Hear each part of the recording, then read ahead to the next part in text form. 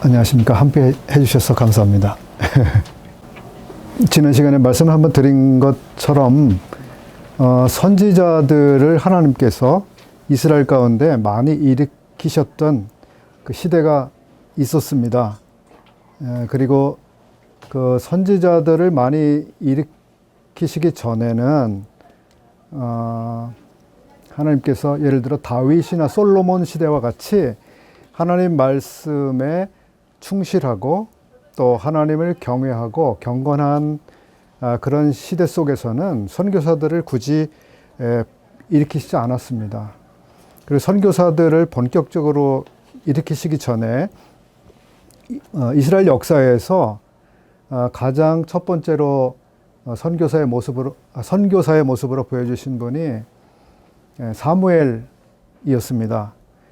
사무엘이 그 시대에 왜 필요해서 일으키셨는가? 그것은 다 이제 이해하시지만 엘리가 사사가 되어서 백성들을 섬기던 시대였고 그 시대가 얼마나 그 암울해져가는 시대였는지 사무엘상 앞부분에서 밝혀주고 있습니다.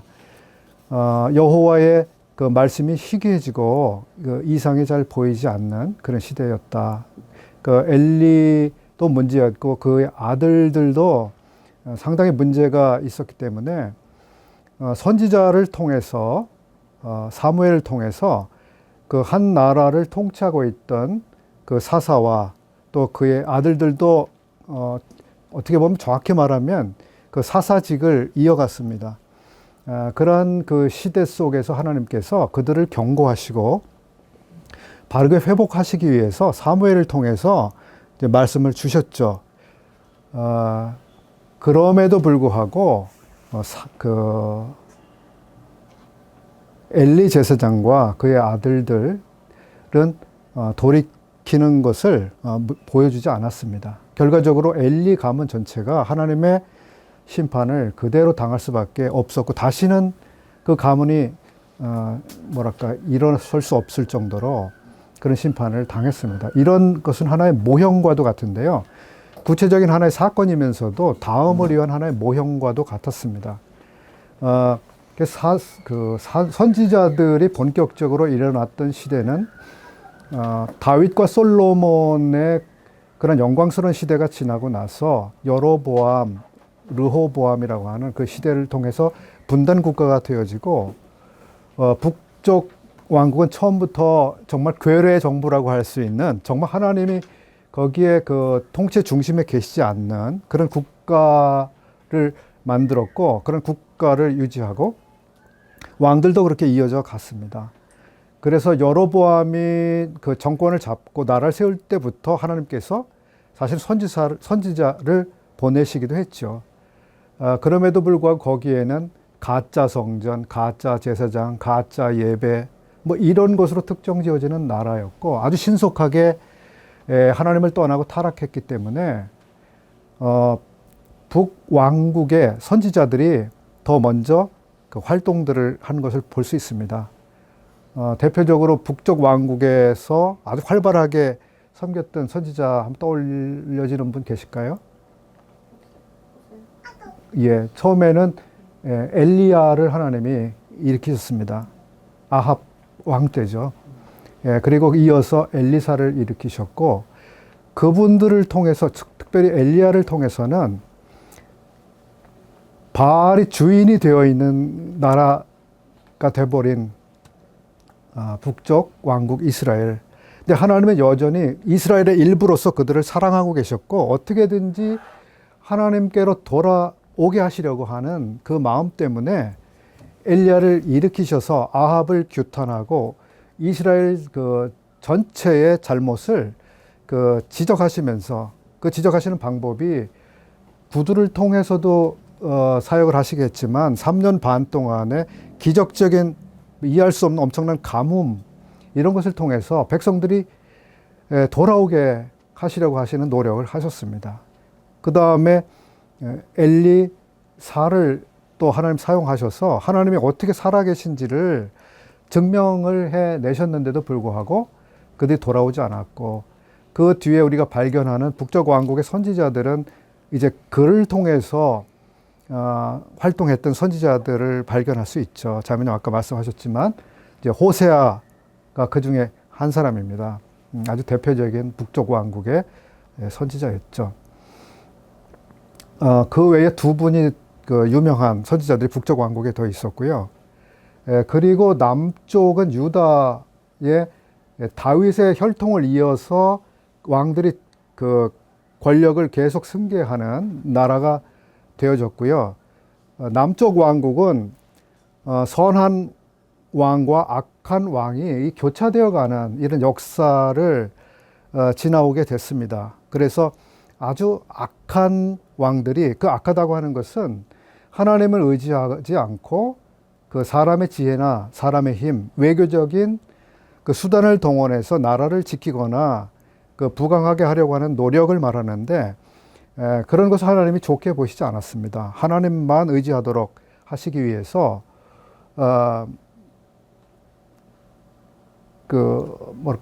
이 왕들의 그 역사 속에서 가끔 그 개혁 군주들을 일으키셨습니다.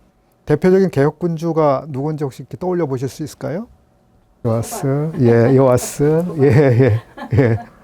또 맨 마지막에 있었던 개혁 군주도 있었죠. 그래서 그 중간중간에는 또 악한 왕들이 있었습니다. 그 재미있는 것은 그렇습니다. 아버지가 아주 선정을 베푼 훌륭한 왕이었고요. 그 하나님께로 백성들을 돌이키고 또 말씀 앞에 엎드리는 왕이었는데, 그분들의 아들들은 다시 악했어요. 이해할 수 없는 일들이 벌어진단 말이에요. 그러니까 우리도 자녀들에 대해서 정말 하나님의 자비를 구할 수밖에 없다는 생각이 들고요. 그 훌륭했던 왕들이 자기 자녀들을 막되게 교육하지 않았을 것 같은데 그렇게 되는 것을 발견할 수 있습니다. 그리고 하나님은 이스라엘을 사랑하셨기 때문에 악한 왕이 일어나면 그 다음에 또 말씀으로 돌아가려고 하는 이런 생각을 가진 왕들을 또 일으키셨어요. 그 나라에 대한 자비의 일부라고 생각이 됩니다. 그렇게 남쪽 왕국의 역사가 흘러가면서, 그러나 어쨌든 시대는 가면 갈수록 점점 더 중간중간에 개혁이 있긴 했지만 전반적으로 나쁜 방향을 향해서 이제 하락되어 가는 모습을 보여주었습니다. 그런 가운데 하나님께서 선지자들을 계속 일으키시게 된 사실을 볼 수 있습니다. 지난 시간에 언뜻 말씀을 드린 것처럼 북쪽 왕국이 먼저 멸망을 하게 되죠. 그리고 남쪽 왕국이 남아 있었는데, 그럼에도 불구하고 남쪽 왕국도 반면교사를 삼지 못하고 그 하나님 대신에 자기들의 지혜나 자기들의 힘뿐만 아니라 심지어는 바알이라고 하는 그런 신들을 섬기게 되고 바알을 수입하는 거죠. 바알을 수입하니까 성공할 거다 이렇게 생각한 거죠. 근데 심지어는 성전 안에 있는 기물들을 옮겨놓고 그 옮겨간 자리에 바알들을 섬기기 위한 그런 시설들을 거기에 하고 마는 거죠. 그렇게 되면서 하나님께서 이제 유다 왕국, 남쪽 왕국이죠. 남쪽 왕국이 하나님의 심판을 받아서 멸망하게 되는 이 과정도 그냥 1, 2년 만에 망한 게 아니거든요. 상당 기간을 하나님이 그 시간 속에서 일종의 기다리신 것이라고 볼 수 있는데, 그 기간 안에서 예루살렘 멸망 전에 선지자들을 일으키셨습니다. 그리고 멸망해 가는 그 시대 속에서도 또 선지자들을 일으키셨습니다. 그 멸망 전 선지자 어느 분들 기억이 나세요? 예레미야. 네. 예레미야. 네. 그 외에도 많죠. 미가 선지자도 있고, 하박국, 나훔, 등등 굉장히 많습니다. 그리고 그 멸망해가는 시대 속에서, 즉 문 밖에 그 심판자가 서 계시는 정도로 아주 임박해 있는 시기 속에서 예언했던 대표적인 사람이 이제 예레미야가 되는 거죠. 예. 그리고 예레미야는 나라가 실제로 멸망하는 장면을 같이 목격하고 경험하지 않을 수가 없었습니다. 심지어 예레미야가 백성들이 돌이키기를 원해서 예언을 했는데 나라가 망해가면서도 백성들이 하나님께 돌이키지 않았고 예레미야를 강제로 뭐처럼 포로는 아니지만 어쨌든 그 강제로 잡아서 마음대로 이 선지자를 끌고 다녔어요. 예. 그래서 어디로 끌고 갔죠? 예레미야 선지자를? 예. 이집트로 끌고 가죠. 근데 이미 그 예레미야가 끌려갔을 때는 나라가 망해버렸고 백성들의 대부분은 바벨론으로 끌려갔고 이집트로 예레미야가 끌려가서 생애를 거기서 마치게 됐어요. 그러고 나서도 하나님이 나라가 망하고 백성들이 바벨론으로 끌려갔는데도 여전히 사랑하셨습니다. 그래서 거기서도 선지자들을 또 일으키셨죠. 나라가 멸망되기 전과 멸망될 때까지의 선지자들의 메시지의 주요 내용은 하나님의 심판이 임박했다. 너희들은 이 심판을 피할 수 없다. 돌아와야 된다. 돌아오기만 하면 내가 너희들을 원래의 그 영광스럽고 풍요롭고 부강한 그 위치로 회복시켜 줄 것이다. 그럼에도 불구하고 그 백성들이 돌이키지 않았죠. 그래서 결국 나라가 망하고 포로가 되어 갔는데 그러면 나라가 망한 다음에 선지자들의 메시지의 주요 포커스는 무엇이었을까요?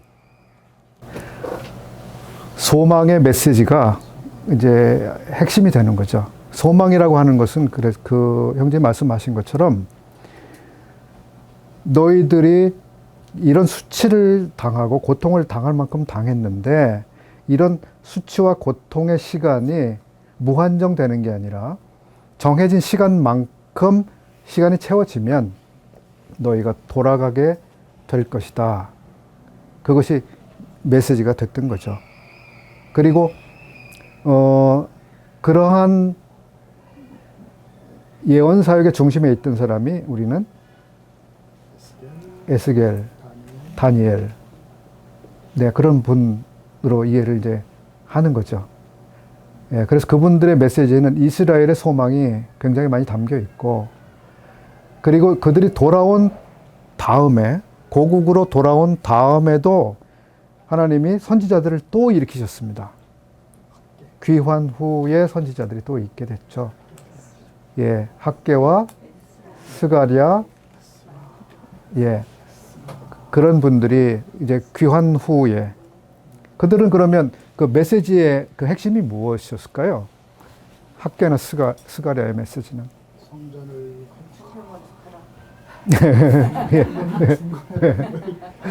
예.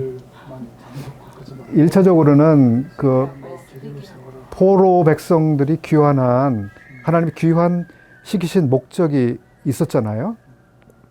무엇이죠? 예배를 회복하고 성전을 회복하고 제사장을 회복해서 제사장의 나라로 회복되는 것이 귀환의 목표였습니다. 그냥 이스라엘이 잘 되는 게 목표가 아니라. 그랬는데 그들이 돌아와서 게을러진 거죠. 성전 지으려고 했지만 잘 안 되네 하면서 그냥 자기들 그 재산을 늘리는 데에만 신경을 쓰게 됐습니다. 그래서 하나님께서 그 선지자들 통해서 마음을 새롭게 하셨습니다. 너희들이 여기에 다시 귀환한 목적이 어디에 있는지. 그래서 부지런히 성전을 다시 짓도록 그렇게 하셨고, 그 선지자들의 선지 사역과 실제적으로 이스라엘 가운데 되어진 일이 굉장히 좋습니다. 그들이 예언한 것을 백성들이 아주 좋게 받아들여서 힘을 다해서 성전을 재건하는 그 일에 힘을 썼습니다. 그리고 그 어간에, 즉 두 선지자가 예언하고 있던 그때에 아마 동시대였다고 이해를 하는데 말라기라고 하는 선지자가 있었습니다. 근데 말라기 선을 우리가 보게 되면 백성들이 이미 상당히 귀환하고 하게 하신 그 목적을 상당히 떠나고 있는 사실을 볼 수 있습니다. 예. 여호와께서 너희를 사랑했다. 그러니까 백성들이 우리를 어떻게 사랑했습니까? 하나님을 떡을 더럽혔다. 어떻게 더러운 떡을 드렸습니까? 하고 막 반문을 하고 따지고 백성들이 막 그러고 있는 모양새가 나와요. 그리고 말라기 시대 이후에 신약 시대가 시작되기 전인, 즉 침례 요한 사역 전까지 우리가 보통 하나님이 침묵하신 400년 이렇게 일합니다만 그 시대에도 부흥운동은 끝나지 않았습니다. 우리가 그 역사를 살펴보면 우리가 하나님을 경외하고 하나님 말씀으로 돌아가야 된다. 우리는 경건한 하나님 백성답게 그렇게 살아가야 된다. 라고 하는 신앙운동이 일어났는데 그런 신앙운동이 사실은 그 중심에 있던 사람들이 누구냐 하면 바리새인들입니다. 그 바리새인들은 원래 좋은 그 생각을 가지고 출발을 한 분들이에요. 예, 우리가 이렇게 살 게 아니라 하나님의 말씀으로 돌아가서 하나님 말씀 사랑하고 말씀을 읽자. 경건하게 살자. 그래서 그들은 말씀을 아주 연구하는데 상당한 관심을 기울였고요. 말씀대로 그랬던 사람들이에요. 그런데 시간이 가면서 어떻게 됐냐 하면 그분들이 중심이 이제 조금 비뚤어지게 된 거예요. 아, 우리는 하나님의 말씀을 잘 알고 있고 말씀대로 하려고 하고 있고 또 우리는 말씀대로 하고 있고 그러면서 본인들과 다른 사람들을 비교하면서 우월감 같은 것을 가지게 됐고 또 그들은 더 나아가서 우리는 이걸 하고 이걸 하고 이걸 하고 이렇게 하고라고 하는 외형적인 뭔가를 한 모양과 실적은 남아있지만 마음은 그렇지 않은 상태로 변질됐습니다. 그래서 우리는 금식을 합니다. 우리는 기도를 합니다. 우리는 구제를 합니다. 이렇게 했지만 실제로 그들이 왜 그렇게 하는지에 대한 본질을 점차 상실해 나갔어요. 신앙의 본질이 무엇일까요? 신앙의 본질이. 그냥 성전에 가서 제물을 드리고 기도하고 뭐 어려운 사람 도와주고 그거는 외형이지 본질이 아니거든요. 본질이 무엇일까요? 하나님을 사랑하는 게 본질이었어요. 하나님이 이스라엘을 선택하신 것도 하나님 사랑 때문이었고 하나님이 이스라엘에게 기대하는 것도 하나님을 사랑하는 거예요, 백성들이. 마음을 다하여, 뜻을 다하여, 힘을 다하여 하나님을 사랑하라고 하는 게 이 신앙의 본질이거든요. 근데 외형만 남았어요. 결국 외형만 남으면 어떻게 돼요? 그 하나님께서 책망하실 수밖에 없는 상태로 전락되는 거거든요. 그러니까 너희들은 다 위선자들이야. 계속 책망을 주님 초림하실 때 하시잖아요. 이거 우리가 늘 자기를 잘 살펴야 되는 아주 중요한 요소라고 우리가 배워야 된다고 생각할 수 있습니다. 그래서 주님께서 그 초림하셨을 때에 이스라엘 사람들을 보면서 나는 알고 있어. 내 눈엔 보여. 뭐가 보였냐면 너희 마음속에 하나님을 사랑하는 것이 없음을 내가 알았다. 이렇게 말씀하시거든요. 그게 가장 큰 위기이고 문제죠. 그러니까 우리는 매주일 주의 만찬을 행하잖아요.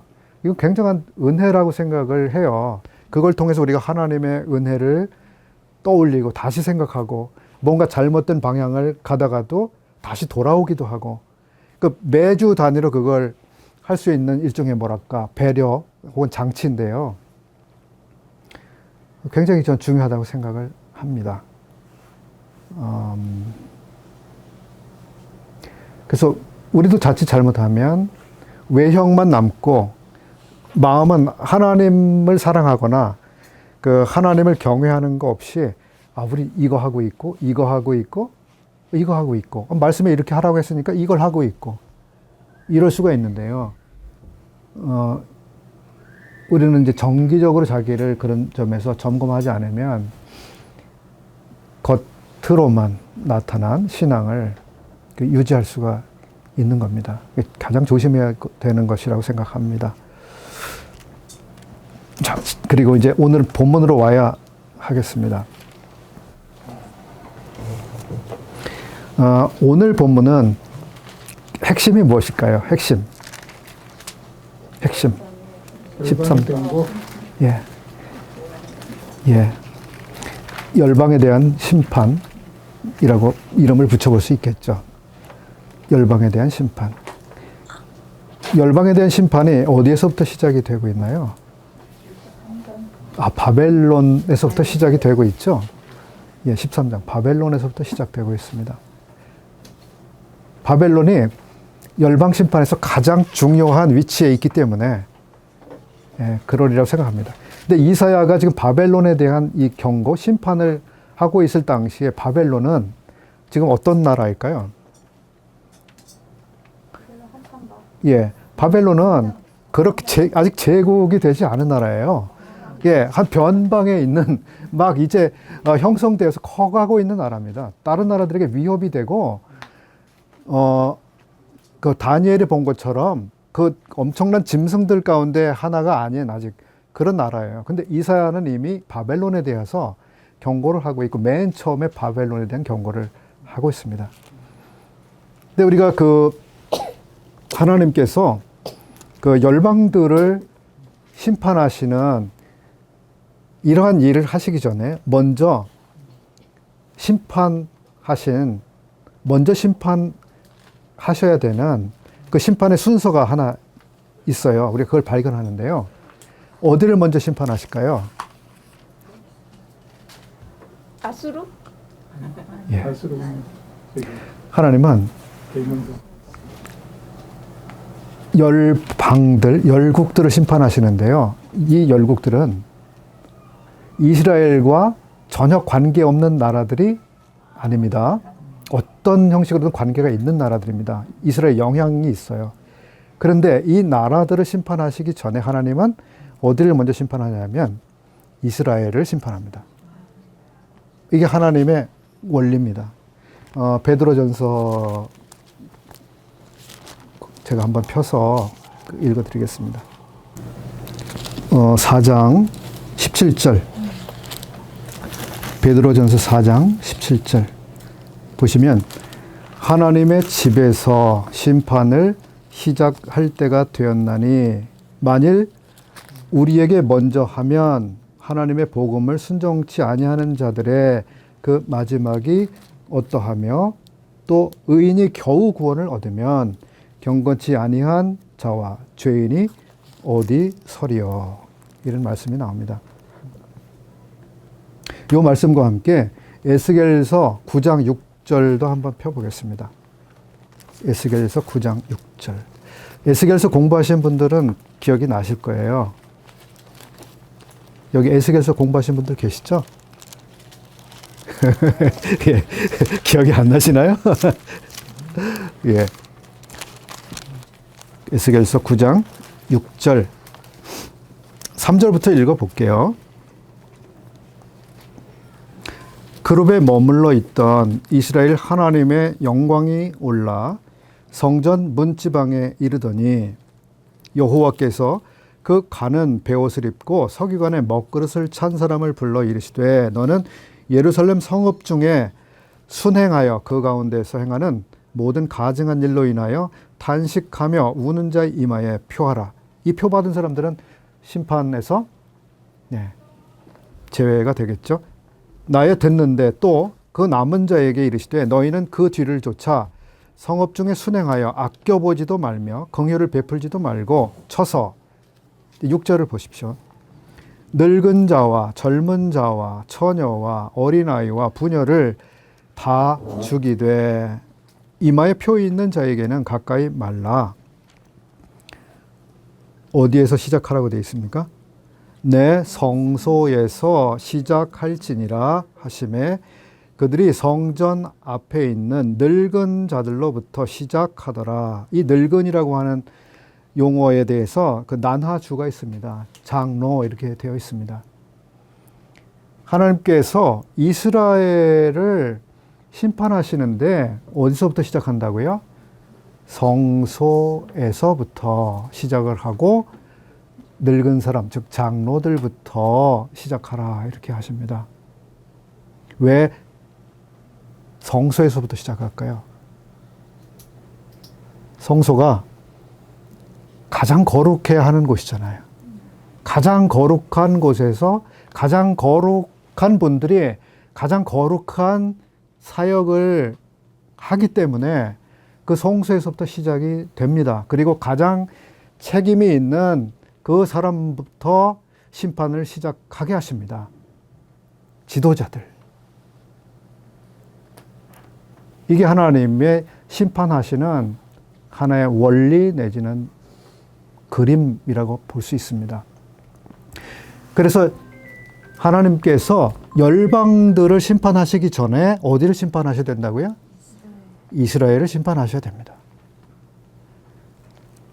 베드로 사도도 그런 원리를 알았기 때문에 하나님께서 이 마지막 시대에 모든 불신 세계를 심판하실 건데 그 전에 어디를 먼저 시작하실 거라고요?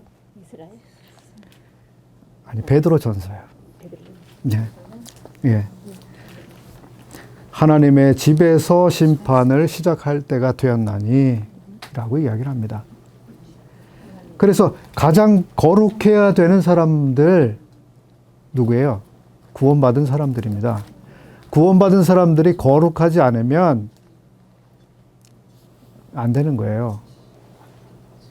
그리고 구원받은 사람들이 간신히 구원을 받으면 구원받지 않은 사람들의 심판은 얼마나 혹독하고 감당할 수 없는 정도의 무시무시한 심판이 되겠느냐. 그렇게 이야기를 하고 계신 거거든요. 우리는 믿는 사람들에게 하실 심판과 믿지 않는 불신 세계에 하나님이 하실 심판이 다르다는 거 뭐 다들 아시죠? 배우셨죠? 다릅니다. 그럼에도 불구하고 믿는 사람들에게도 심판이 있죠. 자, 우리 이런 그림 한번 생각해 볼까요? 믿는 사람들이 나중에 주님이 오시는 그 시간 안에서 심판을 받게 되는데요. 그 심판을 우리가 뭐라고 말하죠?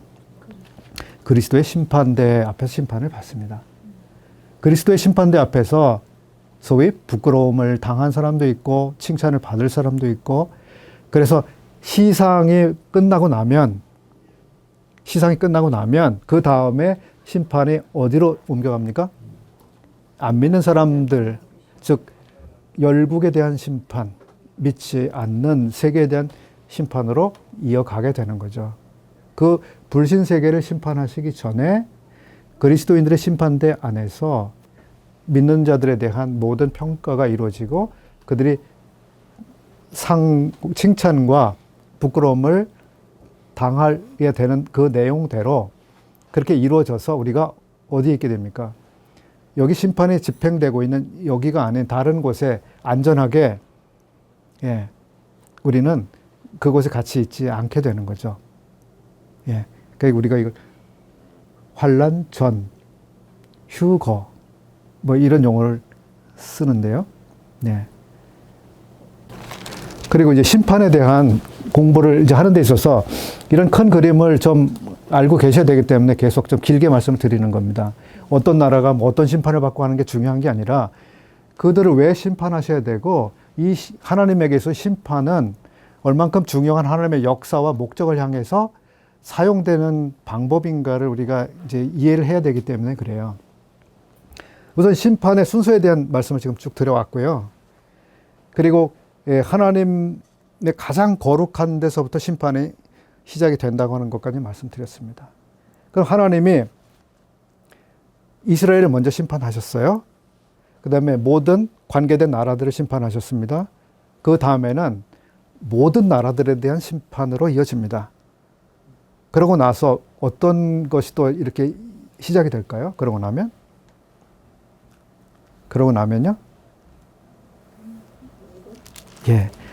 그러고 나면 주님이 오시는 거죠. 왜냐하면, 자, 보세요. 제가 이제 요즘에 우리가 시편을 읽지 않습니까? 시편을 읽고 있는데 제가 그 시편을 읽어가면서 재미난 하나의 그 그림을 하나 보았습니다. 93편을 한번 보실까 봐요. 93편, 시편 93편. 예, 시편 93편. 짧은데요. 우리 함께 해주신 우리 김덕영 형제님 목소리도 좋으시고 한번 읽어주시죠.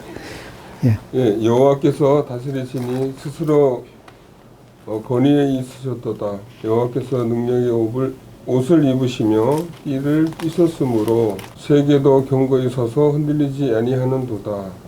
주의 보좌는 예로부터 견고히 섰으며 주는 영원부터 계셨나이다.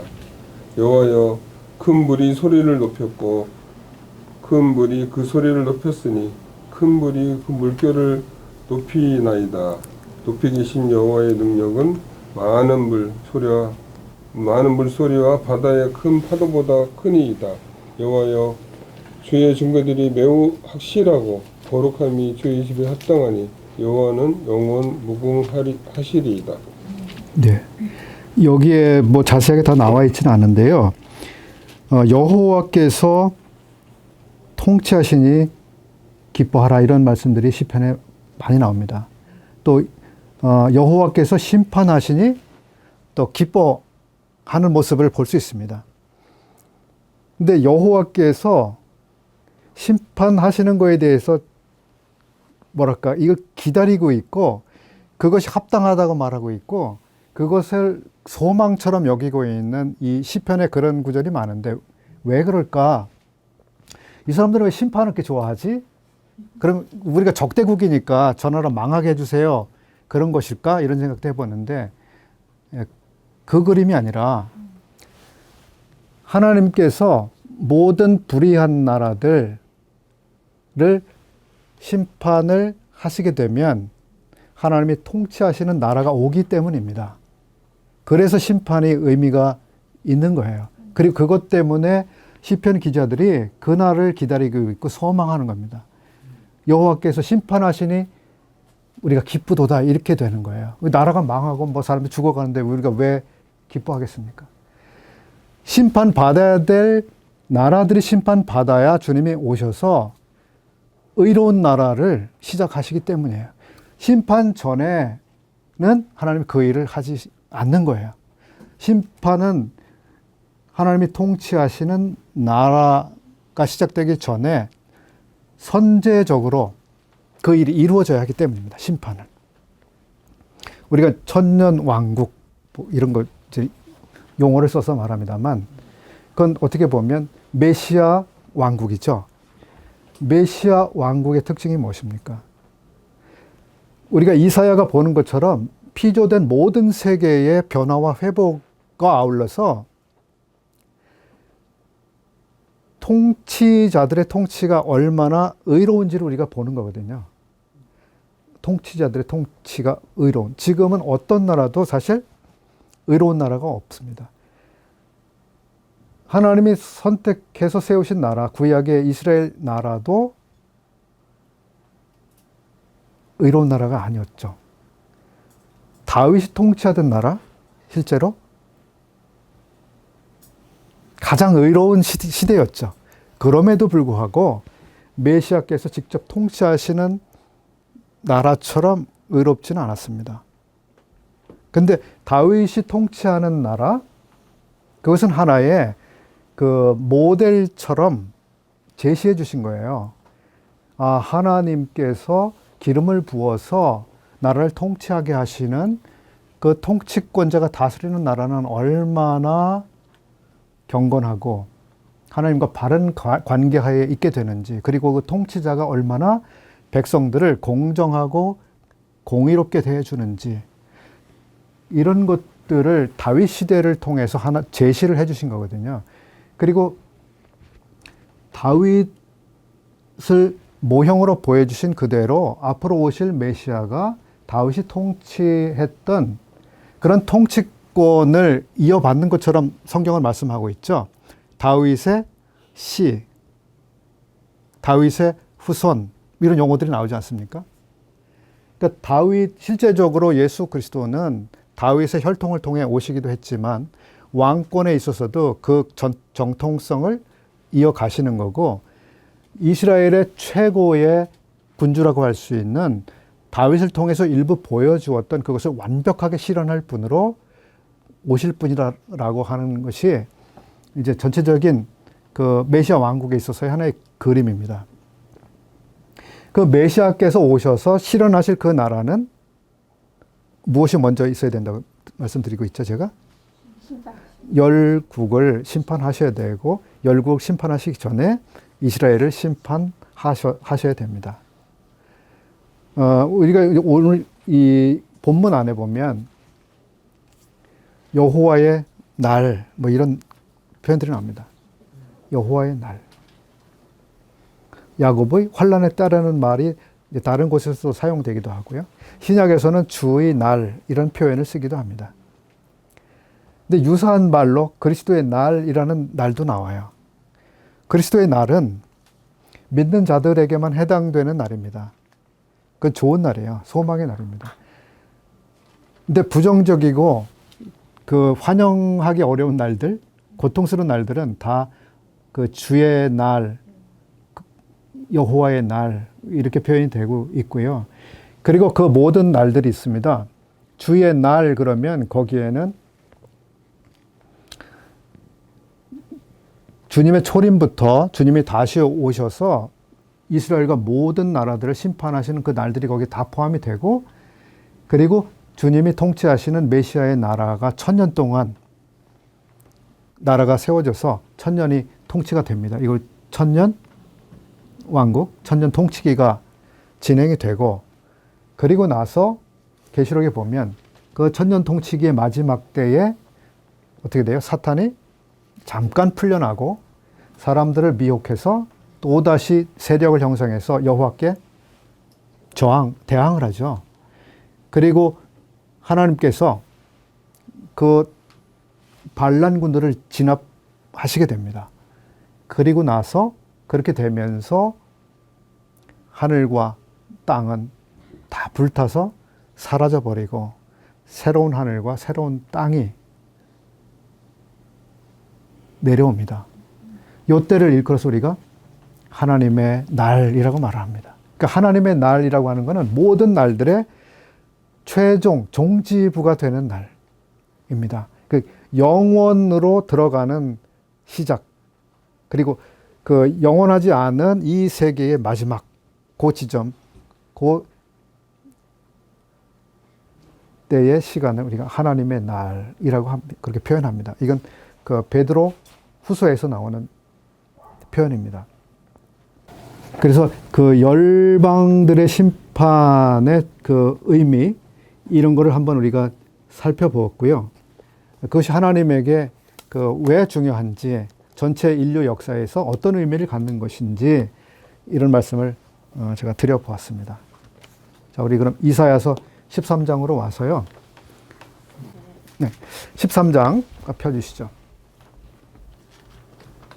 아모스의 아들 이사야가 바벨론에 대하여 받은 경고라. 예. 이렇게 하면서 바벨론을 어떻게 하시겠다는 겁니까? 네, 이제 심판하시겠다는 거죠. 예.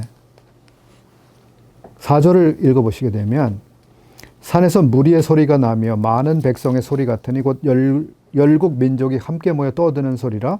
만군의 여호와께서 싸움을 위하여 군대를 검열하심이로다. 무리가 먼 나라에서 하늘가에서 왔으며 곧 여호와와 그 진노의 병기라 온 땅을 멸하려 함이로다. 바벨론에 대한 심판에 대한 그러한 내용의 일부분인데요. 사실 바벨론, 역사 속에서 바벨론이 망하게 된 역사적 사건은 이런 식으로 되진 않았어요. 바벨론이 어떤 식으로 멸망을 했는가 하면, 다니엘서에 보면 벨사살 왕이 나옵니다. 예. 그 전에 유명한 왕들이 또 있었죠. 근데 벨사살 왕이 분에 넘치는 잔치를 벌이고 해서는 안 될 말을 하고, 그랬을 때 하나님께서 그 나라가 이제 곧 끝나게 될 거라고 말씀하셨고요. 그리고 정말 곧 끝났습니다. 근데 어떻게 끝났을까요? 예, 메대라고 하는 메데라고 하는 또 다른 신생 국가들이 있었는데요. 그 메데는 그 여러 뭐랄까 연합되어 있는 뭐 이런 상태였었고, 그 중에 사람들이 바벨론 왕을 살해해버린 거죠. 그래서 졸지에 살해를 당한 겁니다. 큰 전쟁을 통해서 망한 게 아니라 살해되는 것을 통해서 하루아침에 왕이 없어져 버렸고, 그 왕권을 찬탈해버린 거예요. 메데가. 그리고 그 나라가 어디로 넘어갑니까? 다리오라고 하는 사람한테 넘어가죠. 그리고 이어서 우리는 그 다리오의 아들이라고 하나요? 그 사람이 고레스라고 하는 유명한 사람으로 이어지는 것을 알고 있습니다. 이런 식으로 해서 바벨론이 망했는데, 지금 우리가 읽은 본문은 군대가 엄청나게 소집되고 막 그렇잖아요. 이거는 역사 안에서 바벨론이 실제로 멸망한 과정에서 일어난 일이 아니거든요. 그럼 이 말씀은 어떻게 되는 걸까요? 상징으로 봐야 될까요? 어떻게 봐야 될까요? 여기서 말씀하는 바벨론의 멸망은, 이제 그 예언의 말씀은 보통 이렇습니다. 그 예언이 어느 시기에 대해서 그 시기를 염두에 두고 선포된 예언이 그 시대에 그대로 문자적으로 성취되는 예언이 있고요. 두 번째는 그 예언이 실행되고 있지 않다가 예수 그리스도의 재림이나 초림이라고 하는 먼 장래에 성취되는 일들이 있습니다. 그런 종류의 예언들이 있습니다. 또 하나는 두 번에 걸쳐서 중복적으로 성취되는 예언들이 있습니다. 예. 여기의 예언은 그런 점에서 놓고 보면 나중에 이루어질 일로 우리가 볼 수 있는 거죠. 그러면 바벨론이라고 하는 이 국가가 제국이죠. 제국이 역사 안에서 존재했다가 메데 바사에 의해서 망했는데, 그럼 이 바벨론이라고 하는 나라가 나중에 다시 국가가 세워져서 그런 제국을 형성할 것인가, 우리가 그렇게 의문을 가질 수 있잖아요. 바벨론이 살아나는 겁니다. 자, 그럼 아까 형제님 말씀하신 것처럼 그 바벨론을 우리가 잘 이해할 필요가 있어요. 바벨론의 시작을 우리가 어디서부터 볼 수 있을까요?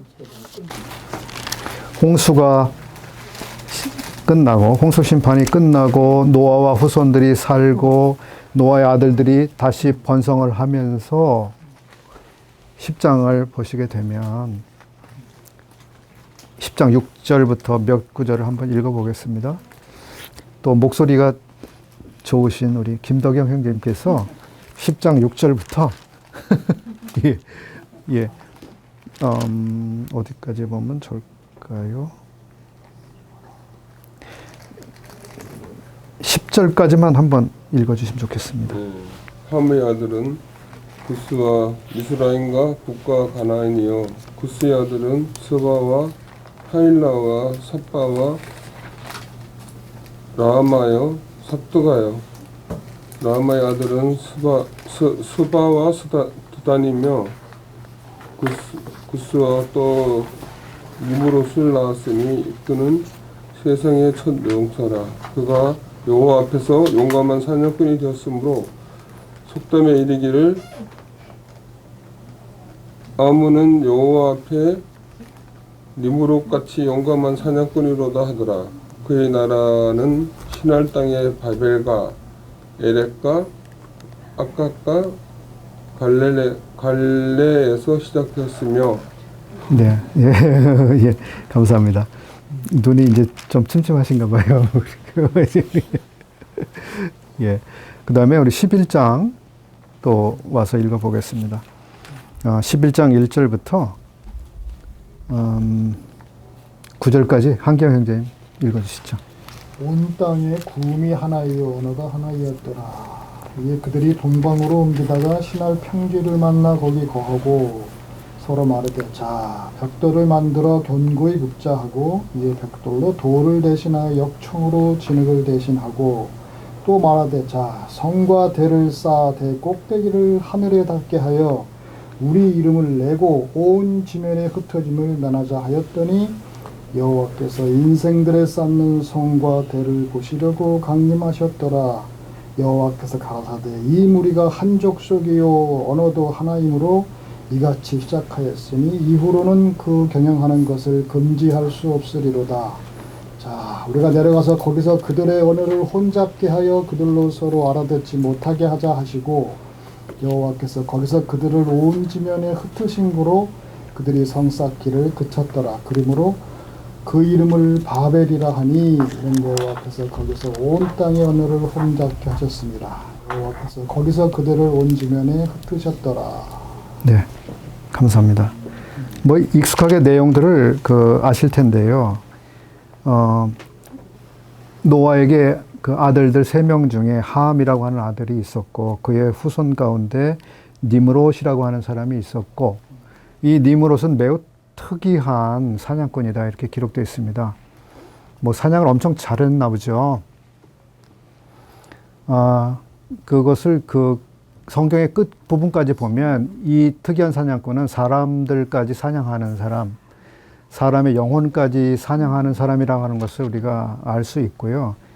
이러한 사람에 의해서 중심이 돼서 신할 땅이라고 하는 곳에 신도시를 말하자면 만드는 겁니다. 오늘날로 말하면 신도시 개발이죠. 신도시를 만들어서 거기에 아마 중앙쯤 되겠죠. 거기에 큰 이제 상징물 탑을 이제 쌓기 시작을 했습니다. 그래서 탑을 아주 높이 쌓아 올라가는데 그 목적이 어디에 있습니까? 목적이. 네, 4절에 있는 것과 같습니다. 쌓고 또 쌓고 높이고 더 높여서 하늘에 닿을 때까지 한번 쌓아보자. 하늘에 닿는다는 게 무엇입니까? 하나님이 계신 곳에 도달하겠다는 거죠. 예, 그런 의미입니다. 하나님 계신 곳에 우리가 우리 힘으로 우리 노력과 지혜로 열심히 해서 하나님께까지 우리가 도달할 수 있으니 열심히 한번 해보자. 이렇게 한 거거든요. 우리 이름을 내고 이렇게 됐습니다. 그러니까 이분은 이분이라고 해야 되나? 니므롯과 그 함의 후손들의 마음에는 자기들이 얼만큼 대단한지를 명성을 정말 원했던 거죠. 예. 그 인간의 중심에 있는 바를 하나님이 보신 거예요. 그래서 인간이 자기의 그 영광을 추구하고 하나님의 영광만큼 자기들이 그 영광스러워질 수 있다라고 하는 그런 헛된 노력을 하는 모습을 보시고 그것을 중지시키신 거죠. 예. 그러면서 그 지역에서 있었던 이 사건의 중심, 그 지역을 바벨이라고 하게 됐습니다. 이 사건이 왜 중요하냐면 바벨이라고 하는 그 지역이 훗날 바벨론 제국이라고 하는 지역과 중복되기 때문이고요. 이름도 바벨론입니다. 근데 바벨론이 가지고 있는 가치관이나 영성이 창세기에서 지금 본 것 같은 똑같은 것을 이어가고 있는 거예요. 그래서 바벨론의 영성은 뭐예요? 바벨론의 영성은 뭐예요? 하나님 없이 우리끼리 잘해서 최고가 되겠다. 하나님, 우리가 그 이상 할 수 있어. 대단한 생각을 가지고 있는 거죠. 이제 뒤에 우리가 볼 것입니다. 바벨론의 영이 도대체 어느 정도인지. 그래서 여기 이제 이사야 13장으로 오시게 되면 이 바벨론을 하나님이 심판하시는 겁니다. 6절 여호와의 날이 가까웠으니 아까 말씀드린 것처럼 여호와의 날은 심판입니다. 이스라엘도 심판이고 모든 열방들도 심판입니다. 17절을 보시겠습니다.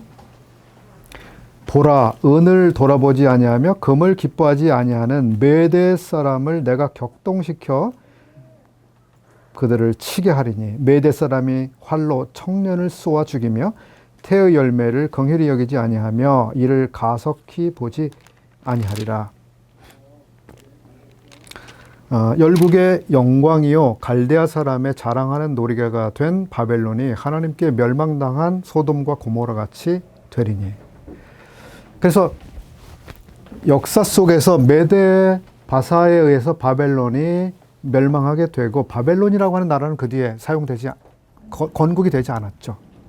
그리고 지금까지도 마찬가지입니다. 근데 바벨론의 영은 그러나 끊임없이 역사해 오고 있고요. 이 인류 역사의 마지막에 다시 한번 구체적으로 등장을 할 겁니다. 근데 바벨론이라고 하는 나라를 쓸지 안 쓸지는 모릅니다.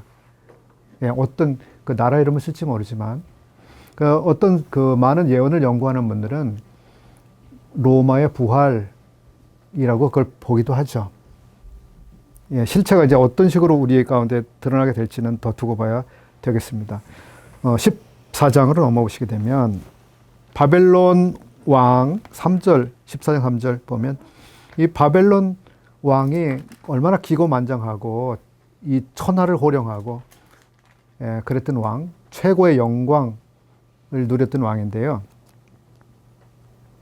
4절 바벨론 왕에 대하여 이 노래를 지어 이르기를 학대하던 자가 어찌 그리 그쳤으며 강포한 성이 어찌 그리 패하였는고 여호와께서 악인의 몽둥이와 패권자의 홀을 꺾으셨도다.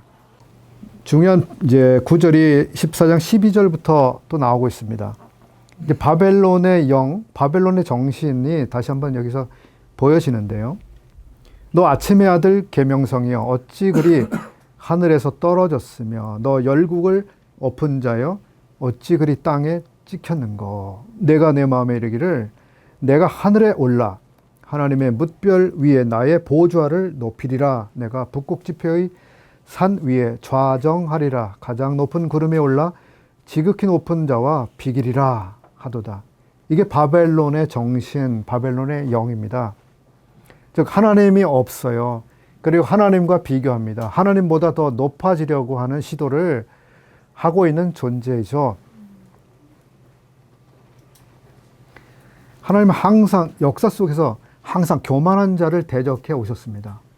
겸손한 자에게는 항상 은혜를 베풀어 오셨습니다. 근데 이 아침의 아들 바벨론 왕이 이제 보세요. 자, 우리가 1m 높이에서 뛰어내리면 얼마만큼의 충격을 받을까요? 1m의 높이만큼 충격을 받겠죠. 4층 높이에서 뛰어내리면 그만큼의 충격이 보면 오겠죠. 이 바벨론 왕처럼 아주 높은 데 있다가 툭 떨어지면 어떻게 될까요? 가속력에 대해서 더 많이 다시. 예. 가루가 되는 거예요. 가루. 예, 그리고 실제로 바벨론이 그렇게 되는 거죠. 네. 예. 이런 얘기하면 또 시간 많이 가는데, 그 동물의 왕국, 뭐 그런 걸 보다가, 네. 곰이 바위 낭떠러지에 사는 사슴을 잡아먹으려고 벼랑으로 쫓아갔어요. 그러다가 착 미끄러졌는데, 곰이요. 곰입니다. 한 100-200m를 그냥 이렇게 추락하는 거예요. 왜? 그래야 죽었죠. 그럼 곰 몸이 막 다 토막 나고 그렇게 되죠. 토막이 나겠어요. 예? 토막이 났어요. 그렇게 되죠. 제가 사실 추락한 사람을 봤거든요. 뛰어내린 사람을 봤는데, 네. 어땠어요? 그 사람 4층 높이였어요. 4층 높이인데 어떤 젊은이가 집에서 막 소리 지르고 싸우다가 확 뛰어내리는데 떨어졌는데 다리가 이 몸에서 완전히 떨어져 나가더라고요. 네. 4층에서만 떨어져도 그래요. 더 이상 좀 잔인해서 진짜 말씀드리지 않겠습니다. 무서워요. 이 아침의 아들 바벨론 왕, 예, 처참한 하나님을 대항하여 높아진 모든 그 고린도 후서에 나오죠. 하나님을 대항하여 높아진 모든 사상들을 하나님 파해버리시고요. 예, 낮추시는데, 네, 이 열국들이 그렇습니다. 특별히 바벨론은 그 열국을 지금 대표하고 가장 그 뛰어난 존재라고 할 수 있습니다. 여기부터 하나님이 이제 손을 대십니다. 그 뒤에 아수르가 24절부터 나오죠. 아수르도 또 심판을 받습니다. 28절부터 31절까지는 블레셋을 또 심판하십니다.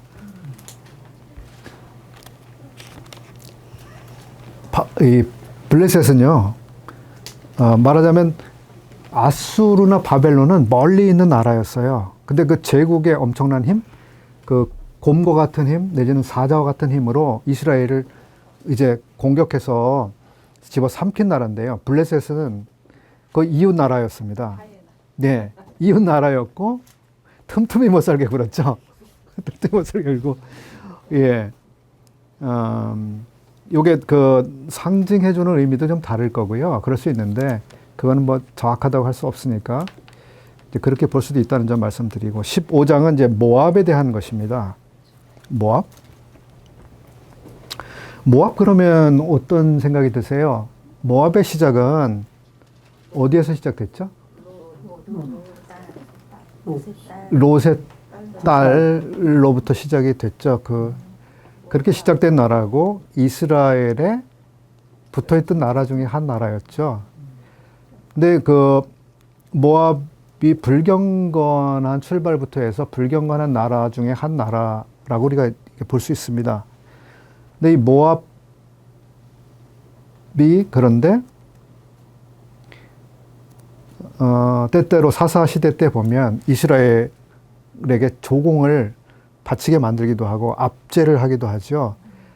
예, 그 전에 출애굽한 이스라엘이 가나안 그 땅을 소유하기 위해서 들어올 때 모압하고 그 뭐죠? 그게 생기죠. 예, 모압이나 암몬하고 갈등 관계가 생깁니다. 우리 좀 여기 지나갈 테니까 좀 길을 터줘라 뭐 이런 일도 있고 그랬지만, 그러면서 모세에게 하나님이 주신 말씀이 모압, 에돔 건들면 안 된다.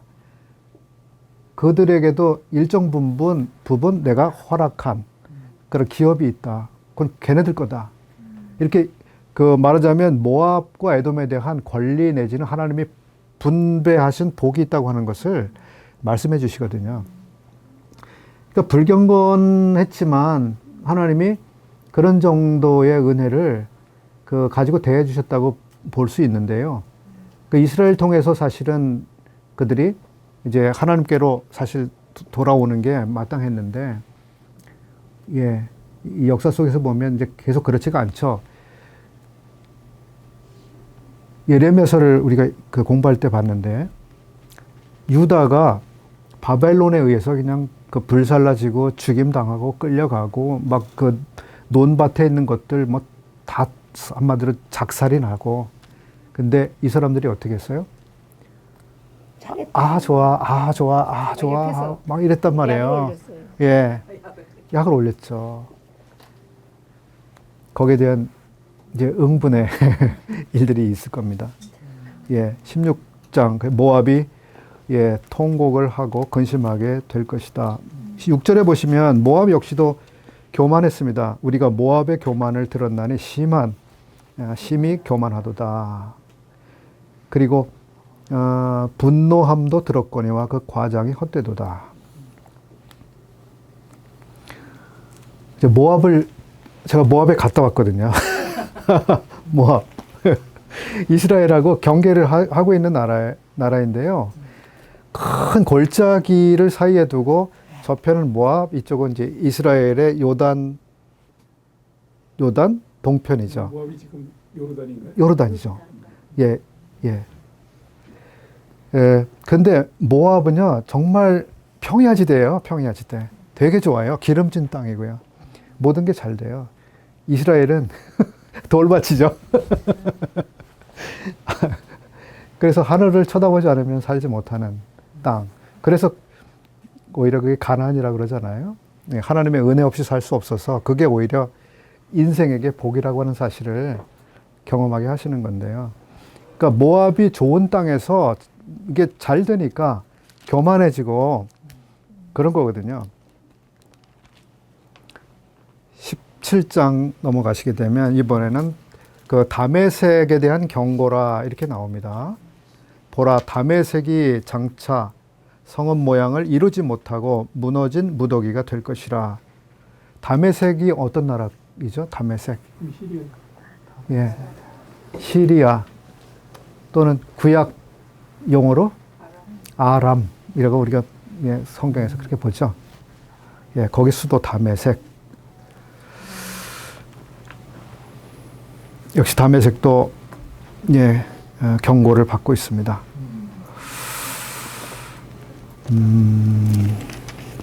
그다음 또 다른 나라로 그 심판에 대한 기록이 넘어갑니다. 18장 보시면 여기에 구스라는 예, 구스의 강 건너편 날개치는 소리 나는 땅.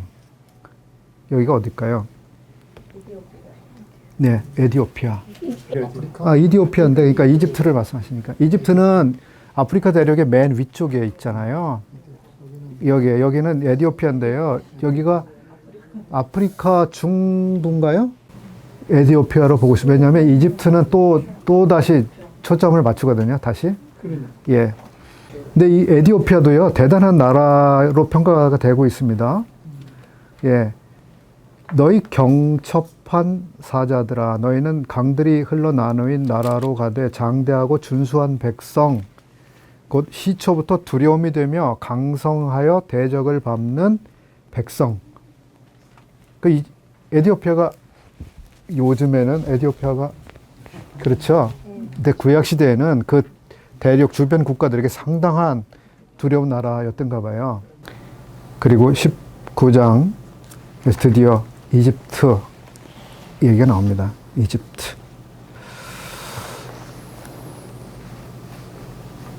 이집트가 그 구약 세계 안에서 그 세계적인 제국, 그러니까 아시리아하고 대등한 힘겨루기를 했던 나라죠.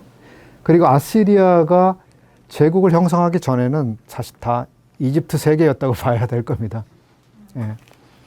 그만큼 대단했던 나라였고, 아시리아가 제국을 형성했을 때도 대등하게 되어 있었고,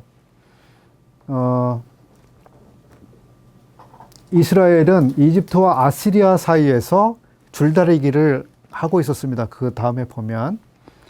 그래서 이집트의 힘을 유다가 이용하려고 하기도 했습니다. 어떤 때는 아시리아의 힘을 유다가 이용하려고 했는데요. 어느 때 그랬습니까?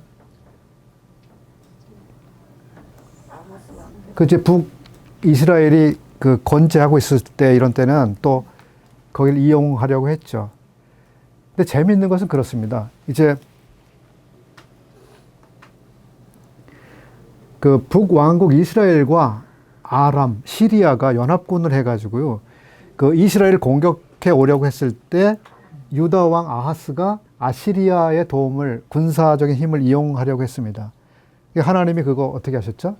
하지 마 그랬거든요. 나만 의지하면 돼. 외국의 힘을 너희들이 의존하려고 하지 마. 그렇게 하셨어요. 여기 아시리아가 아수르죠? 예, 예. 그런데 북이스라엘을 어디가 집어삼켰죠? 아시리아가 삼켰어요. 그러니까 사람의 생각에도 이렇게 해서 이렇게 하면 이게 나를 지키겠구나. 이 위기에서 저기가 도와좀 벗어나겠구나 해서 생각을 해서 사람도 그렇게 생각을 하지만 그러나 그걸 실제로 하나님에게 의존하지 않고 실질적인 사람의 힘을 빌리게 되면 하나님이 그거는 원치 않지만 그러나 하나님도 그 외국의 힘을 사용해서 그 일을 이루시는 거예요. 그 재미난 거죠. 그러니까 단순히 이게 그 어떤 외국의 힘을 빌린다든지 이런 게 그 자체가 좋다 나쁘다가 아니라 그런 우리의 지혜나 생각이 하나님에 대한 생각 없이 이용될 때 그게 악한 것이 되는 겁니다. 보니까. 예. 그래서 내가 보기에 저 나라가 우리 도와주면 우리가 나라 지키겠는데 그런 생각이 있다 하더라도 우리의 마음의 중심 본심에는 하나님을 의존해야 되는 거예요.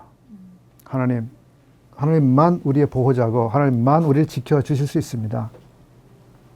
그것 없이 저 나라 가서 예를 들어 푸틴한테 가서 우리 좀 도와주세요. 이렇게 되면 이제 이게 문제가 되는 거예요. 예. 그런 점에 있어서 우리가 신앙생활 하는 데 있어서 하나의 원리라고 할 수 있는 부분이라고 여겨집니다. 제가 보기에도 이렇게 하는 게 잘 될 것 같은 좋은 방법이라고 보이지만 하나님 없이 그런 방법을 사용할 때 문제가 되는 거죠. 그리고 그렇게 하는 대신에 하나님에게 모든 문제를 가지고 가서 하나님만 의지하면 내가 생각했던 그런 방법 하나님이 사용하실 수도 있는 거죠. 구체적인 내용들은 쭉쭉 넘어가고요. 3시를 벌써 넘었는데요. 19장 19절에 중요한 내용이 하나 나옵니다. 그날의 애굽 땅 중앙에는 여호와를 위하여 제단이 있겠고 그 변경에는 여호와를 위하여 기둥이 있을 것이요. 이런 말씀이 나옵니다. 즉 이집트가 하나님의 심판을 피하지 못하지만 그러나 나중에 이집트 안에 여호와 하나님을 경외하는 그러한 그 시설 이런 것들이 있게 되고 이집트 사람들이 그 여호와를 섬기는 이런 미래에 대해서 기록을 하고 있습니다. 그리고 23절, 25절 거기 보시게 되면 그날에 이집트에서 아수르로 통하는 대로가 있어서 아수르 사람은 이집트로 가겠고 이집트 사람은 아수르로 갈 것이며 애굽 사람이 아수르 사람과 함께 경배하리라. 이집트하고 아수르하고 사이좋게 지내는 그러한 시대가 오는 거죠. 서로 통행하고 협력하고 이런 연합 세력이 되는데요. 그것이 이제 정치, 군사, 경제뿐만 아니라 보니까 여호와를 경배하는 그런 일이 함께 하게 된다는 겁니다. 24절에 그날에 이스라엘이 애굽과 아수르로 더불어 셋이 세계 중에 복이 되리니. 그래서 이집트에서 온 형제님들은 이 말씀 굉장히 좋아하고 굉장히 중요하게 생각해요. 예. 파라오 때 출애굽 때 이집트 엄청난 심판을 당했지만 앞으로 주님이 다시 오시게 되는 그 시대에 이집트가 하나님의 손에 얼마나 귀하게 사용될 나라인지 내다보면서 굉장히 소망을 걸어요, 여기에. 이라크 거기 더 넓은 지역이죠. 아수르 이라크예요. 네, 넓은 지역이에요. 니누웨이가 수도였으니까 거기 한번 보면. 예. 자, 우리 이제 20장.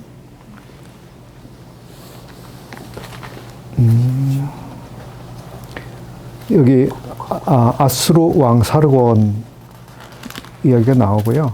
예. 넘어가겠습니다. 여기도 다 이제 심판을 피하지 못하고 다시 21장에서 바벨론에 대한 이야기가 나오고요. 여기서 엘람이여 2절입니다. 마지막 부분 엘람이여 올라가고 메대여 에워싸라 하면서 바벨론을 다시 한번 공격하게 되는 이러한 그림을 다시 한번 보여주고 있습니다. 그리고 9절에서 마병대가 쌍쌍이 오나이다. 그가 대답하여 가라사대 함락되었도다 바벨론이여 그 신들의 조각한 형상이 다 부서져 땅에 떨어졌도다 하시도다. 어디서 많이 들어보신 구절 같지 않으세요? 다니엘? 네. 계시록에서 들어보신 구절 같으시죠? 계시록 14장 8절, 18장 2절 나중에 한번 찾아보시고요. 무너졌도다 바벨론 그 말씀이 계시록에 나오죠. 구약의 바벨론이 하루아침에 메대에 의해서 하루아침에 망했거든요. 아까 말씀드린 대로 살해당함으로 인해서. 앞으로 장차 전 세계적인 제국을 형성할 바벨론, 그 나라하고 조약을 맺지 않으면 못 살아요. 어떤 나라든지. 무역 협조를 해야 되고 동맹을 맺지 않으면 나라 구실을 못하는 때가 오는 거거든요. 바벨론을 중심으로 전 세계가 돌아갈 겁니다. 근데 그 바벨론이 하루아침에 폭망. 이제, 예, 이렇게 되는 거거든요. 근데 이 바벨론이 왜 망하냐 하면 그 신들의 조각한 형상 이렇게 나옵니다. 그 계시록에서 보면 이 바벨론은 모든 가증한 것들이 모이는 것, 귀신들의 처소 이렇게 보여진단 말이에요. 그러니까 바벨론은 전 세계적인 제국을 해서 모든 국가들이 거기에 협력하게 만들기 위해서 어떻게 해야 돼요? 모든 것들을 다 받아들이는, 어떤 종교도 다 받아들이는, 어떤 사상도 다 그냥 그 받아들이는, 그러니까 네, 모든 영이 모여드는 거예요. 네. 사실 그렇게 하지 않으면 이 제국이 운영이 안 되거든요. 구약의 바벨론도 여러 신들이 있었어요. 뭐 아수르도 마찬가지였지만 정치 세력으로 볼 것인지 종교 세력으로 볼 것인지 이제 그렇게 이제 그런 면에서 이제 그 여지에서 볼 수 있는데 바벨론은 세계 경제 공동체처럼 보이기도 하고요. 한편에서는 모든 악한 영들이 집합하는 곳이기도 하거든요. 그런 면에서 보면 이 종교적으로도 모든 것들이 집합해 모여드는 곳이고 종교적인 힘, 계시록적인 용어로 하면 음녀라고 말할 수 있는 그런 존재죠. 그런데 이 음녀가 나중에 짐승에게 버림을 당해요. 그러니까 짐승이 이 음녀가 자기가 최고인 줄 알고 까부는 거거든요. 나에게 모든 세계의 그 뭐랄까 모든 돈이 자기가 장악하고 있다고 믿는 거거든요. 근데 짐승이 그 여자를 뭐죠? 예, 죽여버리죠. 예, 없애버립니다. 그리고 그 이제 짐승이 나중에 이제 자기가 모든 걸 이제 장악을 하게 되는 그림으로 흘러가는 거죠. 예. 그 다음에 21장 11절에는 에돔에 대한 이야기가 나오고 13절에서는 아라비아에 대한 이야기가 나오고요. 22장에 이상 골짜기에 대한 경고라. 여기를 우리는 그 이스라엘, 유다라고 그렇게 보고 있습니다. 다시 한번 그 한 바퀴 돌아서 모든 심판에 대한 여러 나라들에 대해서 한번 쭉 이렇게 그 훑어보고 다시 한번 이스라엘, 유다로 예, 초점이 모여지고 있습니다. 22장 15절부터 25절까지 아주 독특한 또 하나의 캐릭터가 여기 나옵니다. 예, 셉나라고 하는 사람이 나옵니다. 셉나. 셉나는 누구였는가 하면 국고를 맡고 궁을 차지했다. 이렇게 나옵니다. 그 셉나는 그럼 이스라엘 유다 역사에서 실제 실존했던 인물인가? 예, 미래에 등장할 인물로 보고 있는데 자기가 왕이 아니거든요, 원래. 고위 관직자예요. 국고를 그러니까 재정 총괄하는 사람이었는데 자기가 궁을 차지해 버렸어요. 그 경위가 어떻게 되는지 모르지만, 예. 히스기야 때라고 나옵니까? 예. 예. 네네. 근데 그 사람이 이제 실제로 한 나라를 좌지우지했다고 하는 기록은 우리가 볼 수 없지만, 예. 그런 점에서는 상징성을 가지고 있습니다. 근데 이 사람은 자기의 모든 부유함을 이용해서 16절에 보면 묘실을 파죠. 부자의 묘실을 만듭니다. 오늘날도 어떤 부자들은요, 그 묘지를 조성하고 묘지 그 터 하나에도 몇 억씩 가죠. 예. 그러니까 그 부자의 묘실 그러면 그 당대에도 엄청나게 비싼 사람들만 예, 할 수 있는 그 묘실을 자기가 준비했는데 예, 그거 어떻게 됐죠? 관직에서도 쫓겨나고 지위에서도 낮춰지고요. 예.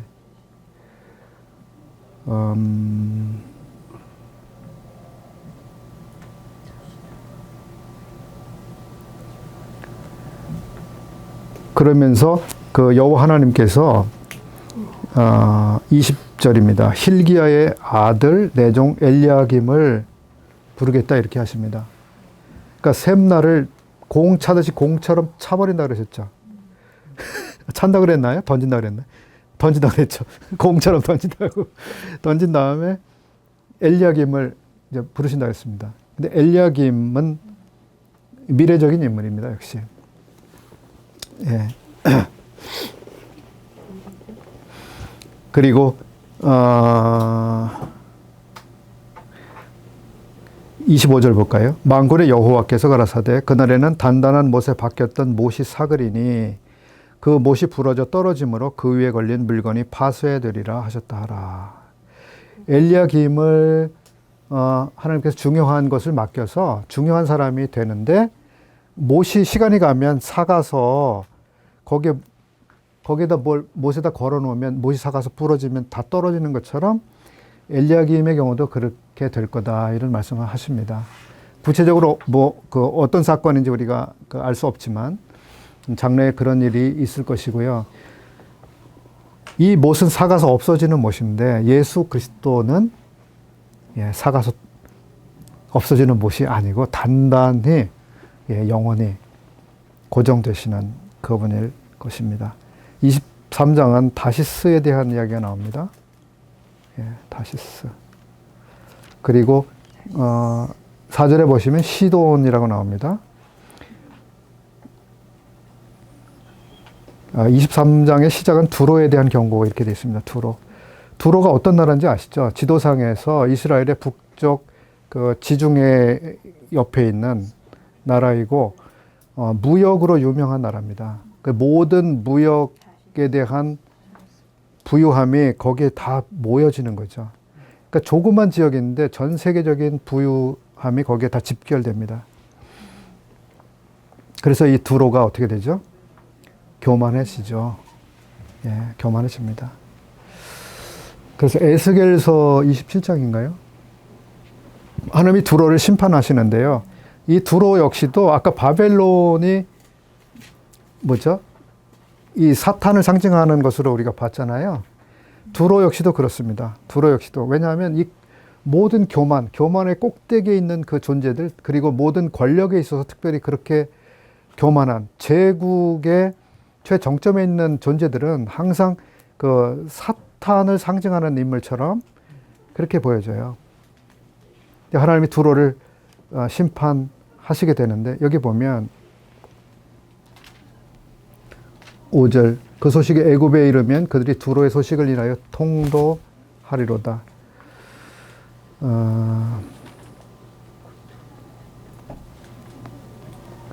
10절에 보시게 되면 여기에 다시스여 나일같이 너희 땅에 넘칠지어다 너를 속박함이 다시는 없으리로다. 다시스가 스페인이라고 하는 거 스페인인데요. 스페인도 무역국가죠. 스페인의 배들이 이 두로 지역, 지중해 지역의 무역선을 띄워서 무역을 했는데 무역선을 띄워서 이제 두로라고 하는 그 항구가 저 앞에 보이는 거예요. 잔뜩 배 싣고 물품을. 근데 딱 가다 보니까 어떻게 돼요? 두로가 망한 거예요. 무너져 버렸어요. 그래서 배 잔뜩 실은 무역 물품들을 어떻게 해요? 거길 못 가는 거예요. 나라가 무너져 되돌아가야 되는 그런 내용이 이 지금 우리 23장 안에 있습니다. 12절에 그런 내용이 있죠. 12절. 그리고 두로가 15절입니다. 두로가 한 왕의 연한같이 70년을 잊어버린 바 되었다가 70년이 필요한 후에 두로는 기생의 노래 뜻같이 될 것이라. 두로가 1차 나라가 침공을 받아서 망하거든요. 그게 어느 때일까요?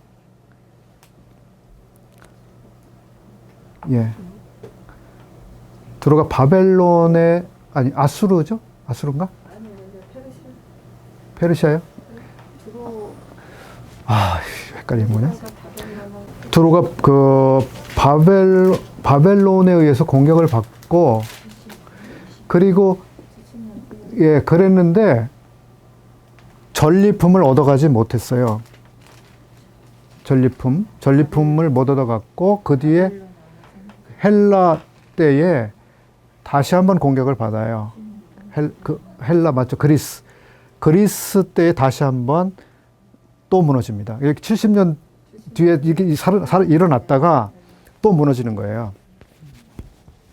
그래서 그리스가 이집트를 공격했다가 전리품을 못 얻어가요. 그랬다가 두로를 침공해서 이기면서 두로에 쌓여있는 모든 부를 다 가져가게 되는 거죠. 그래서 그 전쟁에 고용했던 그 군사들에게 모든 것, 보수를 다 주는, 실제로 이제 그렇게 전개가 된 거죠. 23장까지. 아이고, 예. 그래도 또 1시간 반 돼버렸네요. 뭐, 대충 해도 그러네요. 예. 그래서 오늘 우리가 이제 살펴본 내용들은 뭐 어떤 나라가 왜 이렇게 그 하나님의 심판을 피할 수 없게 되는지 이런 걸 쭉 살펴봤는데요. 우리 개인도 의인은 없나니 하나도 없으며 이런 것처럼 그 심판을 피할 수 없는 것처럼 나라도 마찬가지입니다. 어떤 나라도 하나님의 심판을 피할 수 없는 불의하니까 예. 심판을 피할 수 없게 되고 그 열국에 대한 심판은 그래서 하나님의 그 메시아가 통치하시는 나라를 세우시기 위해서 반드시 거쳐가야 되는 과정이다.